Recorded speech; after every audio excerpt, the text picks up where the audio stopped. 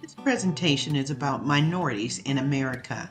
I am Dr. Evelyn Anderson, and I am presenting your material for today. What is a minority? Who are they? How are they defined? To understand the condition of minorities in America, these questions must be answered. In a free society, all voices must be heard. Our lens or perspectives must reflect the experiences, voices, and perspectives of all people, including people of all races and ethnicities. The United States government's definitions matter. The U.S. government defines a minority using a numerical calculation, a group of people that are not the majority, meaning that this group represents less than half the population.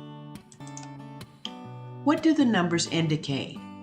Black people are considered the second largest population of individuals in the United States, second to Hispanic people. In 2022, Black people made up 14% of the population, while Hispanic people were considered 19% of the population. Minorities have a checkered past in the United States. This consideration is not simply because they are smaller in size. It is also because historically, most minorities have been deprived of access to opportunities to influence decisions that govern their lives. They lack the privileges enjoyed by others based on acts of historical, systemic racism that continues today. They are often characterized by negative stereotypes generated by society. Their businesses are also perceived as of lesser value only by virtue of their ethnicity. During the Biden and Harris administration, a greater level of access was created. Did you know that the United States government is the largest contractor in the world? They purchase more goods and services than anywhere else. Many minority-owned businesses lack the basic structure to compete for government contracts or to become vendors for the United States. The Biden and Harris administration enhanced contracting policy legislation to include that a greater percentage of government contracts must be received by small and minority-owned businesses. Social equity is a new term for many, but not for minority people. Social equity is a quest or process to obtain equality. To create equity is to ensure all people have access to systems that influence the decisions that impact their lives, have the power to change their condition through hard work and determination, are not governed by superficial or outer factors which are used to determine their value. When these negative conditions no longer exist, minorities can experience social justice. This picture shows when things are all equal, the little pails are all the same size.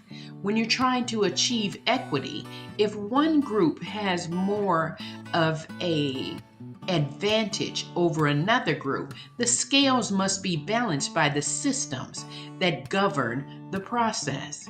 That's equity. Change happens when good people act. Minorities acted to get the right to vote, the right for equal education, and the right for equal employment opportunities. Through organizations like the Southern California Black Chamber of Commerce, the Hispanic American Chamber of Commerce, and the National Association for the Advancement of Colored People, action is happening to balance the scales.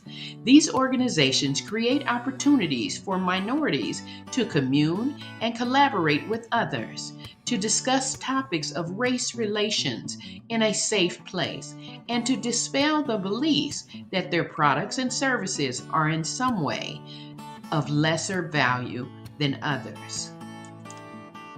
Diversity is who we are as a nation. A benefit of engaging with diverse populations is it allows for a wider range of perspectives and experiences. Hearing and considering different perspectives allows space for understanding to occur.